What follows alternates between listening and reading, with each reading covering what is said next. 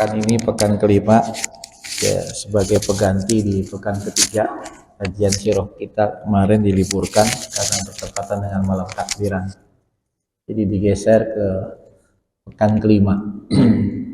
Untuk itu mari kita buka kajian kita ini dengan membaca Al-Quran suratul Fatihah.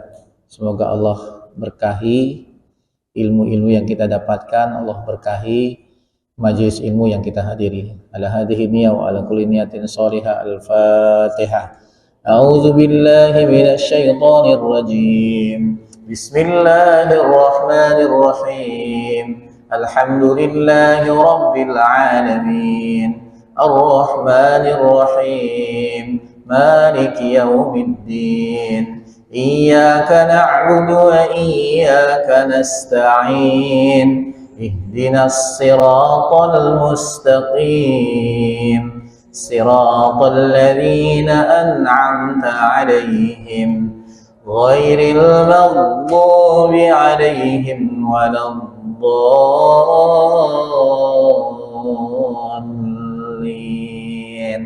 Amin. Baik Bapak hadirin sekalian, kita lanjutkan kajian kita. Terakhir kita bicara tentang perang Badar dengan pertolongan Allah, kemudian Allah berikan kemenangan kepada kaum muslimin di perang besar pertama ini. Maka pasca perang Badar memunculkan kekhawatiran pada 4 kelompok yang ada ketika itu. Pertama adalah orang-orang musyrik, ya, baik orang musyrik yang ada di Mekah maupun orang musyrik yang masih tersisa di Madinah. Jadi sebelum perang Badar masih ada penduduk Madinah yang belum masuk Islam di luar orang-orang Yahudi. Maka peristiwa kemenangan kaum muslimin dalam perang Badar ini memunculkan kekhawatiran buat mereka, sehingga dengan sangat terpaksa akhirnya mereka harus masuk Islam nantinya. Dan orang-orang inilah yang kemudian nanti masuk pada kelompok orang-orang munafik. Mereka mengaku muslim, tetapi mereka memusuhi Islam, sangat-sangat memusuhi Islam. Kemudian yang kedua adalah orang-orang Yahudi. Orang-orang Yahudi semakin khawatir. Mereka sebenarnya sangat berharap kaum musyrikin Mekah bisa menang dalam perang Badar, tapi kenyataannya justru kalah. Nah, nanti terkait dengan orang Yahudi ini ada beberapa kejadian yang dimana mereka seolah tidak percaya dengan kemenangan yang diperoleh oleh kaum muslimin, sehingga akhirnya mereka melakukan perbuatan yang sangat merendahkan kaum muslimin, sehingga nanti ada kejadian ketika salah satu tokoh Yahudi namanya Ka'b bin al-Ashraf kemudian dieksekusi mati oleh Rasulullah. Jadi bahkan dieksekusi matinya itu bukan dengan cara yang biasa, tetapi kepalanya dipenggal, dan nanti kepalanya dieksekusi oleh 6 orang sahabat, yang kemudian kepalanya itu dibawa ke hadapan Rasulullah Shallallahu Alaihi Wasallam. Kenapa? Karena tokoh yang satu ini sangat-sangat sekali membenci Islam. Ya. Terlebih lagi, semakin benci lagi saat kaum muslimin menang dalam perang Badar. Maka tidak ada ampun lagi dari Rasulullah buat Ka'b bin al-Ashraf ini. Dimana ketika itu Rasulullah perintahkan kepada sahabat, siapa di antara kalian yang bisa membawa kepala Ka'b bin al-Ashraf ke hadapanku. Jadi Rasulullah bahkan minta kepala. Dan kemudian 6 orang sahabat inilah yang mengeksekusi mati. Kemudian dibawalah kepalanya itu ke hadapan Rasulullah. Dan kemudian Rasulullah mendoakan kebaikan kepada 6 orang sahabat ini. Ya, itu Yahudi dari Bani Nadir. Kemudian nanti ada Yahudi dari Bani Qainuqa yang juga kita akan bahas bagaimana kemudian Rasulullah mengusir mereka. Dan yang terakhir adalah Yahudi Bani Quraidah. Ini sangat khawatir dengan kemenangan kaum muslimin. Yang ketiga adalah munafik, ya, yang tadi berubah dari musyrik, kemudian mereka terpaksa masuk Islam dan jadilah mereka orang-orang munafik. Ya. Kemudian yang keempat adalah orang-orang Arab Badui. Ya. Kemenangan kaum muslimin mengancam mereka, di mana dengan menangnya kaum muslimin ini apa yang menjadi kebiasaan mereka merampok dan lain sebagainya bisa terganggu. Nah, inilah 4 kelompok yang muncul dan penuh dengan kekhawatiran dengan kemenangan kaum muslimin. Maka kemudian tidak lama setelah perang Badar, baru sepekan saja kaum muslimin pulang dari perang Badar, maka kemudian terjadilah perang Bani Sulaim. Kenapa? Karena Rasulullah mendapatkan kabar Bani Sulaim ini sedang menghimpun kekuatan untuk menyerang Madinah. Ya, Bani Sulaim termasuk dari kelompok Arab Badui. Ya. Maka ketika Rasulullah mendengar kabar ini, beliau langsung menghimpun pasukan berjumlah 200. Ya, dengan menunggangi unta untuk mengejar keberadaan Bani Sulaim. Ya. Tetapi kemudian saat Rasulullah sampai di tempat biasa mereka tinggal, justru mereka sudah tidak ada. Ya, sudah tidak ada. Dan ketika itu mereka di tempat tersebut meninggalkan 500 ekor unta.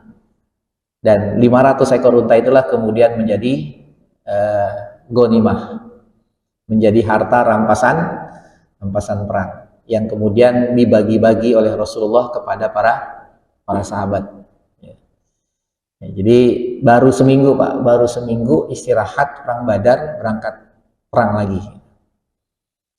Ini perang Bani Sulaim. Kemudian ada beberapa catatan peristiwa, ya, yaitu pertama tentang bertemunya 2 tokoh Quraisy, namanya Umair bin Wahab al-Jumahi dan Sofwan bin Umayyah. Jadi setelah perang Badar, mereka ini berbincang-bincang tentang kekalahan mereka di perang Badar di depan Ka'bah. Kata Umair,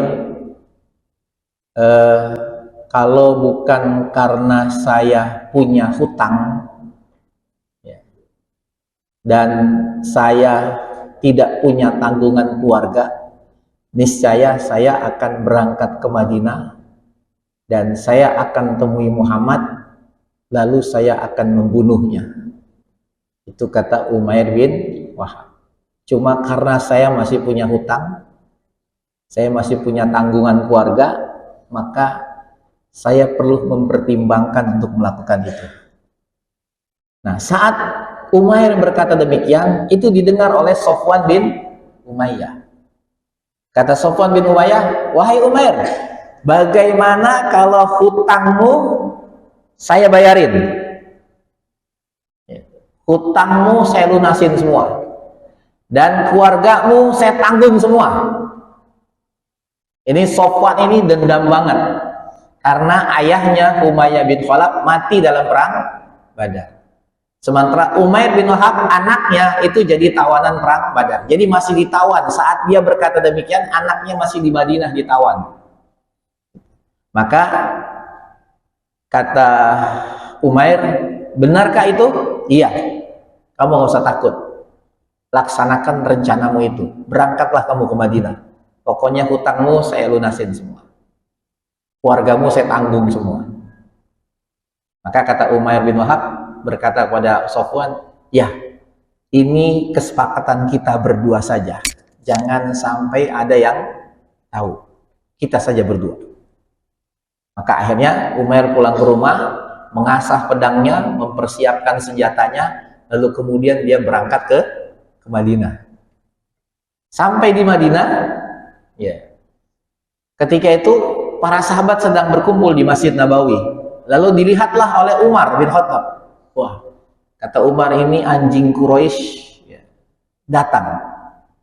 Maka Umar perintahkan para sahabat untuk berhati-hati dengan orang yang satu ini. Apalagi Umar bawa senjata. Gitu. Tetaplah kalian berjaga-jaga di sisi Rasulullah. Aku khawatir ada sesuatu yang tidak mengenakan dengan kehadirannya. Maka kemudian ketika itu Umar lapor ke Rasulullah dengan kehadiran Umair ini. Nah, saat itu Umair pun datang menemui Rasulullah dan mengatakan, "Ya Muhammad, aku datang menemui engkau adalah untuk urusan tawanan perang, yaitu anakku." Jadi dia berbohong kepada Rasulullah, bahwasanya dia ingin sembunyikan rencananya itu. Saat dia sudah punya kesempatan, maka dia ingin membunuh Rasulullah. Kata Rasulullah, "Benarkah apa yang kau sampaikan, wahai Umair?" "Benar Muhammad, saya datang kemari cuma untuk itu." "Benar?" Saya katakan lagi, kata Rasul, saya tanya lagi, "Benar?" "Benar wahai Muhammad, nggak ada niat lain kecuali saya pengen urusan tawanan perang agar engkau membebaskan anakku." Maka kata Rasulullah, "Wahai Umair, itu kamu pengen urusan datang kemari ingin membebaskan tawanan perang, tapi kamu bawa pedang yang seperti dipersiapkan untuk perang." Maka kata Umar, "Apa fungsi pedangku ini? Ini udah nggak ada manfaatnya." Dia masih berbohong di hadapan Rasul. Nggak ada manfaatnya. Buktinya dia tidak bermanfaat di perang Badar kemarin. Buktinya kami kalah menghadapi engkau, wahai Muhammad. Jadi nggak ada fungsinya, nggak ada manfaatnya pedang ini. Maka ketika didesak seperti itu tetap tidak mengaku, maka kemudian Rasulullah langsung berkata kepada Umair, "Wahai Umair, bukankah kamu berkata kepada Sofwan bahwasannya kalau aku tidak punya hutang yang harus aku bayar dan aku tidak punya keluarga yang akan aku tanggung, niscaya aku akan datang ke Madinah dan membunuh Muhammad." Itu kata Rasulullah. Maka Umair ketika mendengar ucapan Rasulullah kagetnya luar biasa. Jadi persis yang dikatakan Umair kepada Sofwan dan yang dikatakan Sofwan kepada Umair itu di copy paste oleh Rasulullah. Lalu kata Rasulullah, "Sofwan mengatakan kepadamu bahwasanya dia akan menanggung hutangmu, akan menanggung keluargamu. Lalu engkau berkata kepada Sofwan, sembunyikan. Hanya kita berdua saja yang tahu." Maka kagetlah kemudian Umair bin Wahab dengan kata-kata Rasul. Jadi Rasul tahu gitu. Dan tentu ini karena wahyu. Maka kemudian kata Umair, "Asyhadu alla ilaha illallah wa asyhadu annaka Rasulullah." Langsung di situ dia di depan Rasul langsung bersyahadat.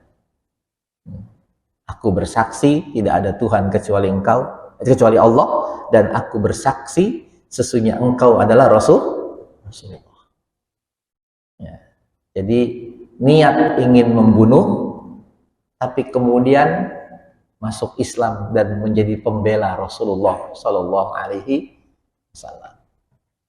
Maka kemudian Rasulullah, Umar ketika itu yang sudah siap-siap, kalau macam-macam sudah mau tebas, kemudian bergembira luar biasa. Para sahabat semuanya bertakbir dengan masuk Islamnya Umair bin Wahab. Dan kemudian Rasulullah mengatakan pada para sahabat, ajarkan saudara barumu ini tentang agamanya.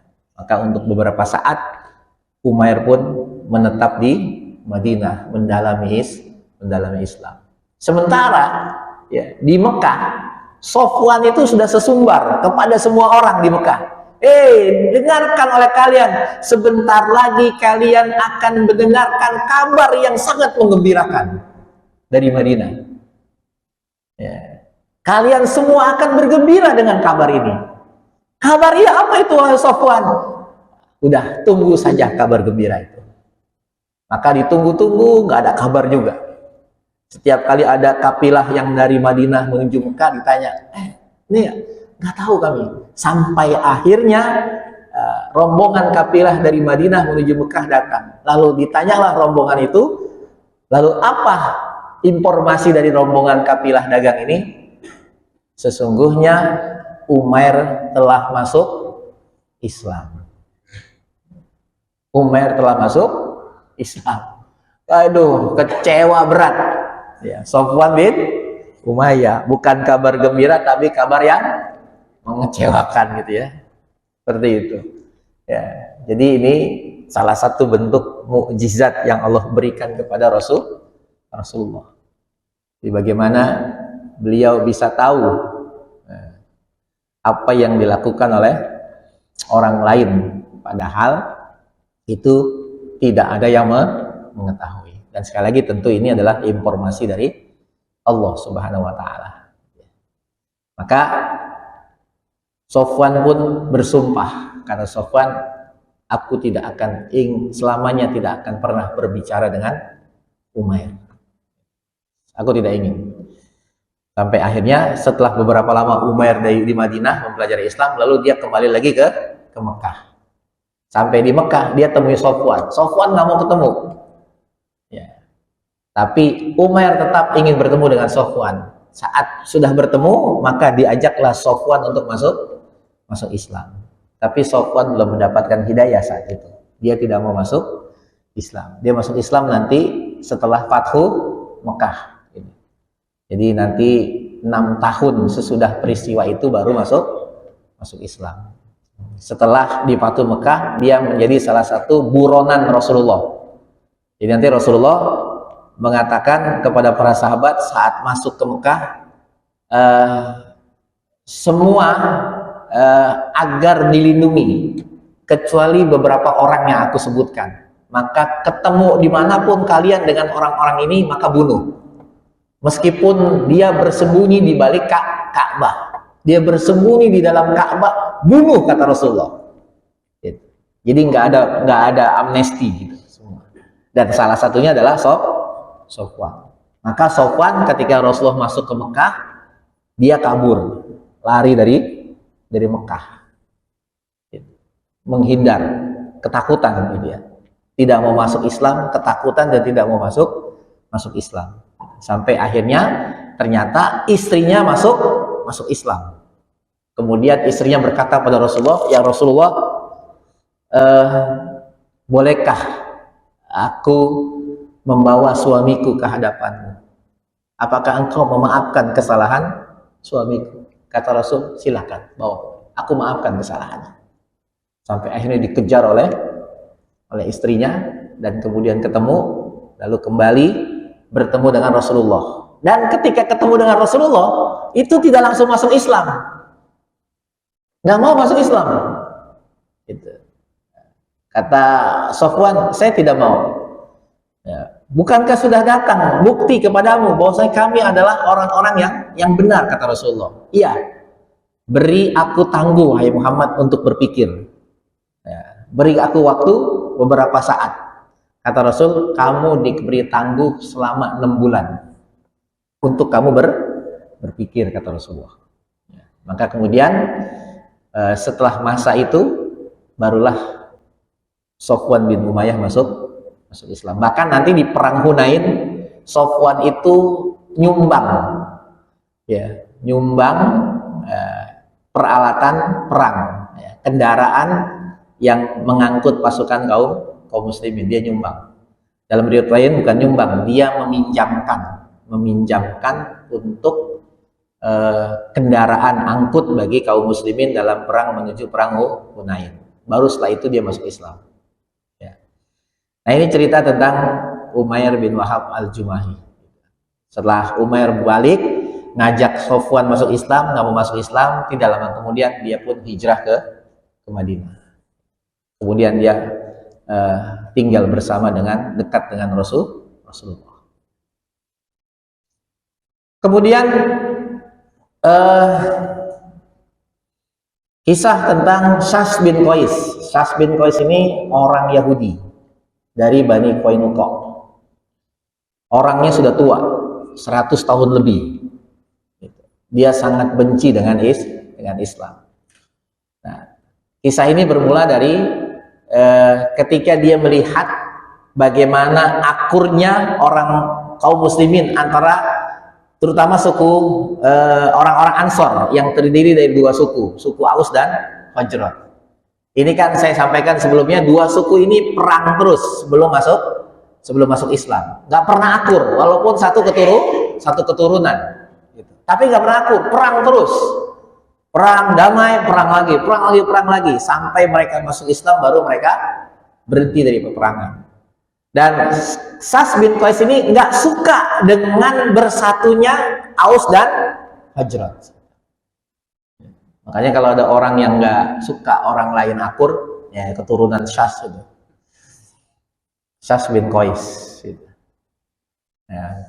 Kemudian dia cari seorang pemuda untuk memprovokasi suku Aus dan Khazraj. Biar keduanya berantem lagi. Maka dipanggillah seorang pemuda Yahudi untuk melakukan itu, di mana dia datang saat berkumpulnya suku Aus dan Khazraj lagi ngumpul. Ini akur nih, nggak ribut, akur, mereka sudah sama Muslim. Tapi kemudian diangkatlah oleh pemuda ini tentang peristiwa perang Buas, perang besar terakhir sebelum suku Aus dan Khazraj masuk Islam, yang dengan perang itu kemudian membuat banyak korban, menimbulkan korban jiwa yang cukup banyak. Saya pernah sampaikan dalam bahasan kita sebelumnya, gitu. Ya, yang kemudian di situ ada skenario Allah. Skenario-nya apa? Dengan perang itu kemudian banyak yang mati itu dari kalangan generasi tua. Jadi yang mati dari generasi tua mayoritas. Maka akhirnya lebih banyak yang masih hidup itu generasi muda. Generasi muda orang-orang Madinah. Karena generasi muda inilah kemudian sangat mudah bagi mereka untuk menerima Islam saat itu.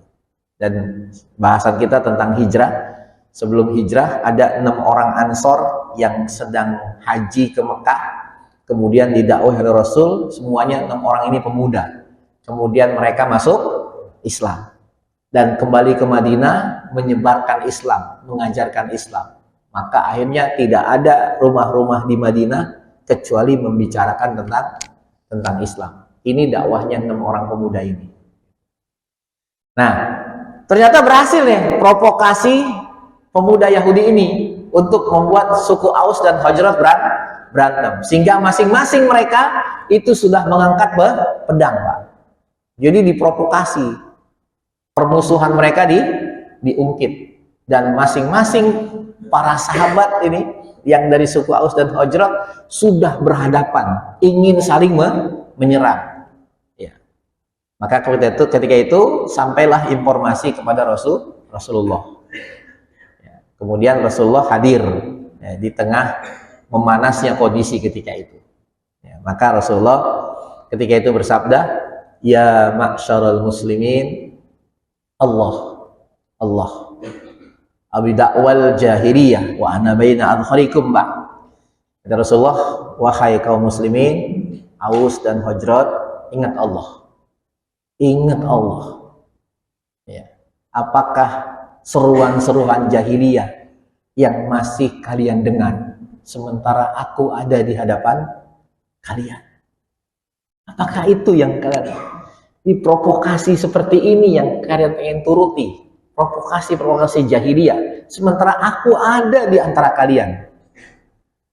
Ba'da an hadakumullahu lil Islam wa akramakum bih.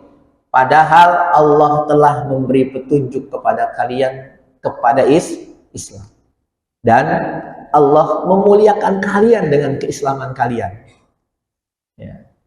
Jadi Allah sudah beri petunjuk kalian, sudah dimuliakan kalian dengan keislaman. Jadi Islam itu menjadikan seseorang itu mulia. Maka berbahagialah kita. Menjadi muslim itu adalah sebuah kemuliaan yang harus kita pertahankan. Dan wa qata'a biha ankum amra jahiliyah, dan dengan Islam itu maka terputuslah ya hal-hal urusan-urusan yang terkait dengan masa jahiliyah. Wastanfadakum bihi minal kufur, dan kalian diselamatkan dari kekafiran. Wa allafa baina qulubikum, lalu Allah menyatukan hati-hati kalian. Maka semua para sahabat tersadar ketika itu. Itu kalau nggak ada Rasulullah sudah terjadi perang itu. Ya. Sudah menghunus pedang semua. Maka mereka tertunduk semua, menyadari akan tindakan mereka ketika itu. Dalam riwayat lain, inilah yang menjadi sebab kemudian turunnya surat Ali Imran ayat 103. Wa'tasimu bihablillahi jami'an wa la tafarraqu, dan berpegang teguhlah kalian kepada tali Allah dan jangan bercerai-berai. Wadhkuru ni'matallahi 'alaikum, dan ingatlah nikmat Allah kepada kalian. Il kuntum a'daan, ketika sebelum kalian masuk Islam, kalian itu saling bermusuhan. A'daan. Fa'allafa baina qulubikum, lalu Allah satukan hati-hati kalian. Fa'asbahtum bi nikmatihi ikhwana, lalu kalian menjadi bersaudara dengan nikmat dari Allah. Wa kuntum ala syafa hufratin minan nar, dan hampir-hampir kalian itu terjerumus ke dalam neraka. Dulu hampir dengan permusuhan kalian, kejahilian kalian hampir masuk ke dalam neraka. Fa'anqadzakum minha, lalu Allah selamatkan kalian dari neraka. Maka akhirnya mereka pun tersadar dan mereka pun kembali menjadi damai, dan provokasi dari Syas bin Qais ini tidak berhasil. Jadi inilah upaya-upaya orang Yahudi yang tidak suka bersatunya kaum muslimin. Sampai sekarang Pak gitu. Jadi bisa jadi tidak bersatunya orang-orang kaum muslimin itu ya memang ada campur tangan Yahudi. Ya, campur tangan Yahudi jelas sekali. Seperti misalnya sekarang kenapa negara-negara Arab itu seolah diam dalam menyikapi Palestina. Ya, itu jelas pasti ada intervensi dari orang-orang Yahudi yang membuat negara-negara Arab, pemimpin Arab diam semua gitu, ketika menyikapi Palestina. Ya, secara kenegaraan mereka nggak berani gitu. Kenapa? Dapat intervensi. Bukan berarti tidak ada yang bantu, ada, tapi secara kenegaraan resmi nggak berani.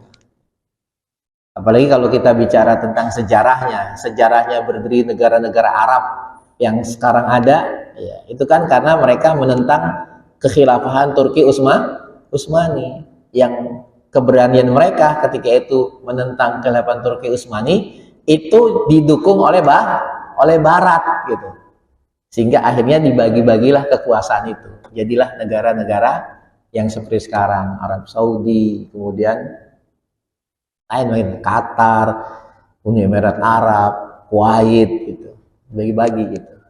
Ya, jadi mereka dapat sokongan politik dari negara-negara Barat. Makanya wajar kalau sekarang terlihat diam, karena memang tadi keberadaan mereka menjadi penguasa tidak lepas dari sokongan Barat seperti itu. Nah, kita mundur ke belakang lagi masa Rasul, seperti itulah orang Yahudi.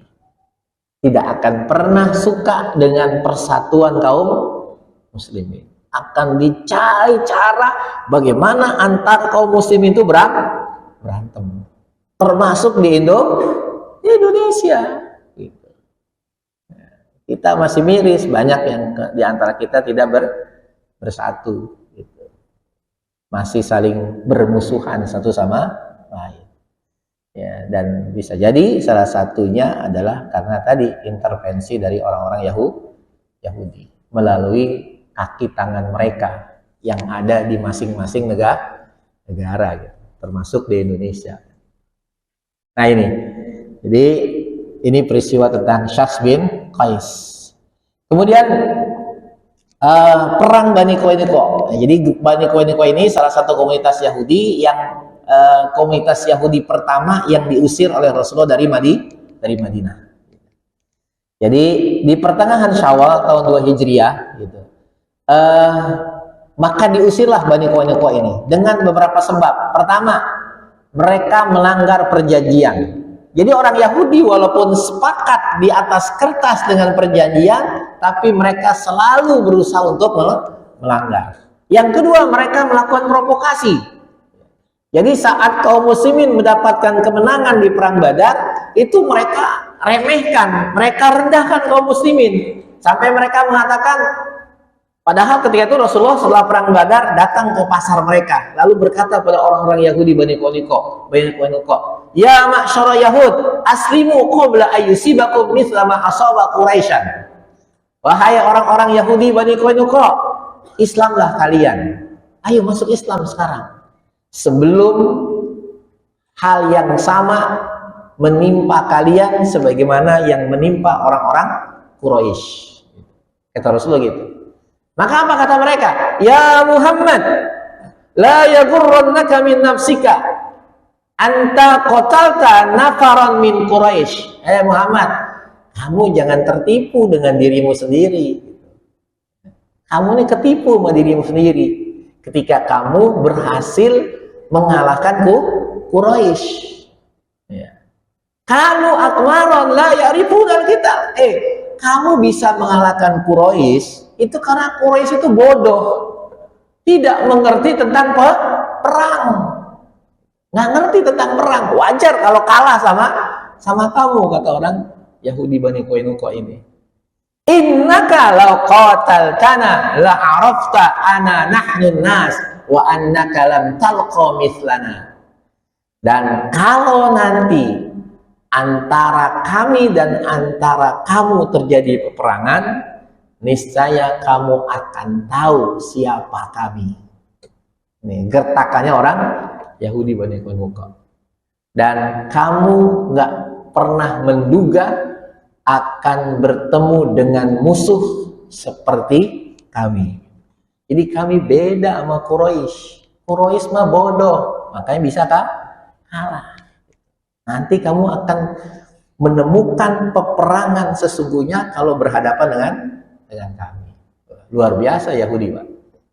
Ya, meremehkan dan sebagainya gitu. Ini sebenarnya gertak doang. Nanti begitu dikepung, takutnya luar biasa. Nggak ada sama sekali perlawanan sebagaimana ucapan mereka gitu. Maka ini usaha Rasulullah dengan damai mengajak mereka masuk Islam, tapi mereka justru meresponnya dengan luar biasa, ya, meremehkan. Nah itu hal yang kedua yang membuat Rasulullah mengusir Bani Qainuqa. Yang ketiga adalah karena mereka menghina seorang wanita muslimah dan membunuh seorang laki-laki muslim. Jadi ketika itu ada seorang muslimah punya keperluan datang ke pasar Yahudi Bani Qainuqa. Ya.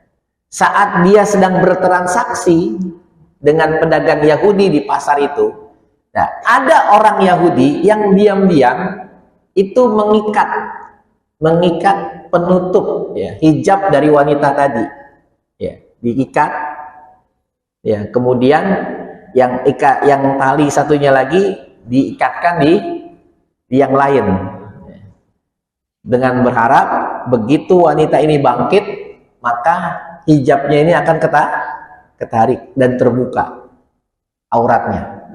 Itu jahilnya, jahatnya gitu. Maka betul saat wanita itu bangkit, muslimah ini betul terbukalah auratnya. Saat terbuka auratnya, ini wanita ini teriak minta tolong. Maka teriakan ini didengar oleh seorang pemuda muslim yang ada di pasar itu, lalu kemudian membantu dan menolong wanita muslimah ini, yang kemudian orang Yahudi yang melakukan itu dibunuh. Lalu saat orang Yahudi ini dibunuh, kemudian orang-orang Yahudi yang lain, ya, ngeroyok dari pemuda muslim ini sampai akhirnya pemuda muslim ini juga meninggal syahid. Sehingga Hal ini sampai kepada Rasulullah dan Rasulullah marah besar. Kemudian mengepung perkampungan Yahudi Bani Qainuqa. Ini kalau kita baca dalam bukunya Buya Hamka, Giroh, judulnya Giroh. Itu disebutkan. Ya. Jadi harusnya seorang muslim begitu. Ketika kehormatan saudaranya itu terganggu, dinodai, simbol-simbol agamanya itu dinodai, maka harusnya dia punya rasa cemburu yang luar biasa. Yang rasa cemburu itu, kata Buya Hamka, memunculkan sebagaimana yang dilakukan oleh sang pemuda. Jadi kita harus punya giroh, cemburu ketika Islam dilecehkan, Islam diinjak-injak gitu. Saudara kita dianiaya, dizolimi gitu. Nah, maka kata Buya Hamka, kalau nggak punya itu, maka mending ganti pakaianmu dengan kain kafan, kata Buya Hamka. Gitu. Jadi kalau kita melihat saudara kita dizolimi, simbol-simbol Islam dihina, kita diam saja, biasa saja, gitu. Maka ganti pakaianmu dengan kain kafan. Maksudnya apa? Karena sebenarnya kita sudah mati, Pak. Gitu. Sudah mati. Dan ini tidak bagi pemuda muslim ini. Walaupun konsekuensinya dia harus mati. Tapi matinya mulia, mati syahid. Gitu. Mati syahid gitu. Ya. Seorang wanita muslimah dilecehkan, tindakannya begitu. Nah, sementara sekarang kita lihat berapa banyak wanita muslimah yang dilecehkan. Berapa seringnya Rasulullah dihina, berapa seringnya simbol-simbol Islam itu dilecehkan, tapi kita semua diam saja. Kita diam aja, nggak ada rasa cemburu. Jadi cuek aja kita gitu, seperti itu. Seperti kembali lagi kalau kita contohkan masalah Palestina, Masjidil Aqsa itu simbolnya Islam. Kalau kita kemudian tidak sama sekali peduli dengan Masjidil Aqsa, di mana giroh kita, kecemburuan kita? Banyak wanita-wanita muslimah diperkosa di Palestina oleh orang-orang Israel, tapi kita diam aja. Ya. Bahkan kita mengatakan, kalau memang nggak mampu, udah keluar saja, gitu. Dari Palestina. Nauzubillah min. Jadi tidak sama sekali peduli dengan masalah saudaranya. Nah, ini berbeda dengan apa yang dilakukan oleh pemuda ini. Jadi bagaimana ketika melihat ada seorang wanita dilecehkan, maka dia langsung bergerak. Dia tidak memikirkan bagaimana nasib dirinya. Walaupun harus dia menemui kematian. Dan akhirnya Rasulullah mengepung perkampungan Yahudi Bani Qainuqa ini. Tanpa perlawanan, mereka hanya bersembunyi saja. Sampai akhirnya mereka nggak kuat, nyerah. Dan akhirnya diusir oleh Rasulullah dari Madinah. Ada sebagian mereka yang lari ke Syam, sebagian lagi lari ke Khaybar. Yang lari ke Syam nggak kuat, di tengah perjalanan banyak yang mati. Ya, mati mereka di tengah perjalanan. Nah ini tentang pengusiran Yahudi Bani Qainuqa.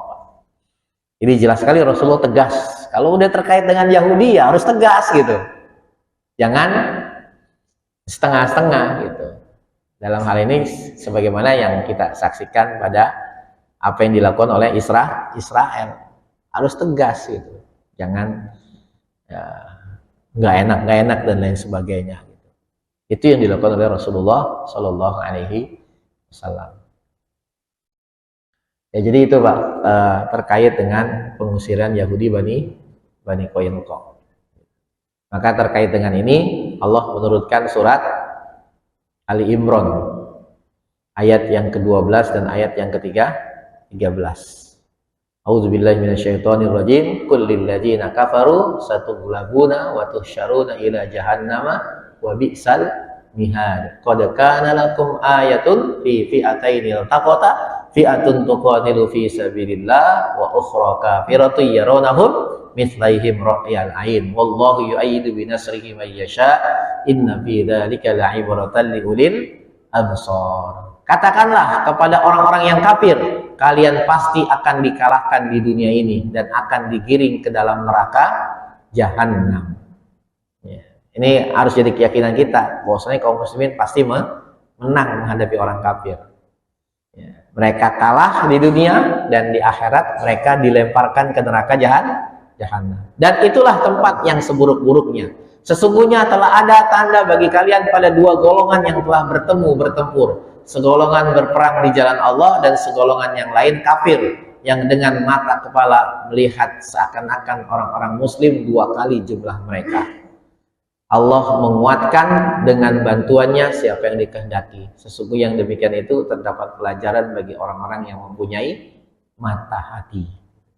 Nah, ini. Jadi inilah pengusiran pertama yang dilakukan oleh Rasulullah terhadap orang-orang Yahudi. Lagi-lagi Rasulullah punya alasan kenapa orang Yahudi harus diusir, gitu.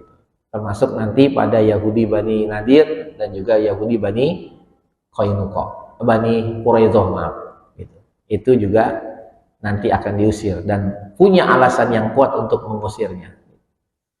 Demikian Bapak Ibu sekalian, kajian kita tentang Sirah Nabawiyah kita sampai di sini di pengusiran Yahudi Bani Qainuqa. Sudah masuk Isya? Sudah? Ada pertanyaan? Ya, silakan. Ya.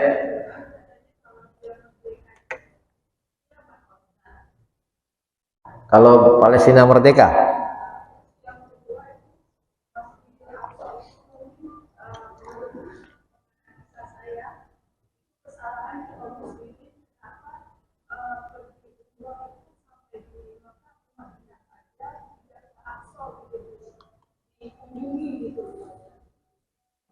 Ya, ya, terkait dengan itu memang ada keterangan hadis yang menjelaskan itu. Ya, jadi memang nanti Palestina akan steril dari orang-orang Yahudi itu saat turunnya Nabi Isa, ya, turunnya Nabi Isa, ya, yang menguatkan barisan pasukan Imam Mahdi. Gitu. Jadi ketika itu orang-orang Yahudi dipimpin langsung oleh Dajjal. Mereka nanti bermarkas di Palestina itu di kota Lut namanya. Ya, jadi kalau kita ke kota Lut itu lagi dipersiapkan oleh orang Israel. Dan mereka meyakini disitulah nanti basis pertahanan terakhir mereka di Palestina, yang nanti akan dikalahkan oleh Imam Mahdi dengan dikuatkan oleh Nabi Isa. Maka setelah itu bebaslah Palestina dari orang-orang Yahudi. Tetapi walaupun demikian, jangan kemudian itu menjadi alasan kita, ya udahlah nggak usah melakukan apapun gitu. Toh nanti juga akan menang gitu ya. Lalu di mana perjuangan kita? Justru hikmahnya, kalaupun sampai saat ini dan baru nanti Allah kasih kemenangan itu, justru Allah jadikan yang terjadi sekarang sebagai ladang jihad kita. Ladang jihad kita. Jadi jangan karena tadi ya nanti kalau Palestina menang kiamat dong. Udahlah, jangan menang dulu gitu ya. Jadi takut kiamat gitu. Seperti itu ya. Ya jangan. Betul memang itu akan kiamat saat Palestina steril dari Yahudi. Tapi itu tanda saja, tanda besar terjadi hari kiamat. Bukan berarti setelah itu kiamat. Karena nanti akan setelah masa itu dunia akan damai. Sampai nanti munculnya Ya'juj dan Ma'juj. Jadi masih panjang. Jadi bukan berarti setelah Palestina bebas kiamat, enggak, masih lama gitu, masih lama seperti itu. Nah kemudian yang kedua tentang Masjidil Aqsa, ya memang kita tahu Nabi menyebutkan ini salah satu tempat suci yang harus kita ziarahi. Jadi kalau kita melakukan perjalanan jangan bahasa mudahnya serius-serius amat mempersiapkan kecuali ke 3 tempat, yaitu Masjidil Haram, Masjid Aqsa dan Masjidku gitu. Salah satunya berarti Masjidil Aqsa gitu. Dan dulu Yusuf Qaradawi, Dr. Yusuf Qaradawi pernah mengeluarkan fatwa ketika beliau masih hidup itu, beberapa tahun sebelum beliau wafat, beliau pernah mengeluarkan fatwa begini, umat Islam jangan berziarah dulu ke Masjidil Aqsa. Kenapa? Karena seluruh pengurusan untuk Masjidil Aqsa ya itu yang mengeluarkannya adalah Israel. Jadi kalau kita ketika itu ke sana itu sama dengan memberikan masukan buat Israel. Buat Israel. Ya, tapi kemudian itu kan fatwa sifatnya kondisional. Ya, walaupun itu fatwa beliau begitu, karena kalau kita ke sana justru ngasih income buat orang Israel seperti itu. Maka beliau mempertimbangkan itu jangan gitu. Tetapi bukan berarti tidak boleh gitu. Bisa jadi fatwa itu kemudian sudah dicabut seperti itu. Jadi silakan memang kita berziarah ke sana gitu. Karena itu punya ikatan yang kuat dengan kaum muslimin. Jadi kalau punya duit bisa satu paket umroh dan sekaligus juga ke ziarah ke Masjidil Aqsa. Silakan. Ya, jadi tujuannya apa? Kalau sampai umat Islam sama sekali nggak ada yang ziarah, nanti orang-orang Yahudi semakin menguasai. Tapi kalau kita masih banyak yang ziarah ke sana, oh berarti umat Islam masih menganggap tempat ini sebagai tempat sucinya gitu. Maka khusus bagi yang punya duit, kalau bisa berkunjung ke sana. Ya. Wallahu a'lam bishawab. Kita tutup dengan doa kafaratul majlis. Subhanakallahumma bihamdik asyhadu an la ilaha illa anta astaghfiruka wa atubu ilaik. Assalamualaikum warahmatullahi wabarakatuh.